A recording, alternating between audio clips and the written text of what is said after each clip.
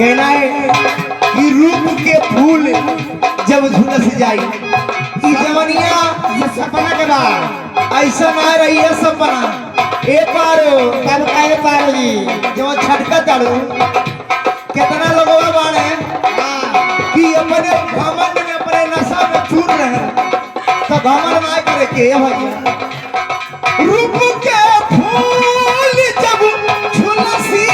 जाए रूप के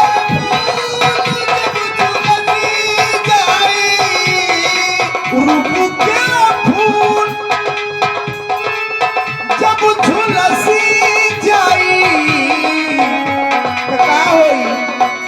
का होई सखी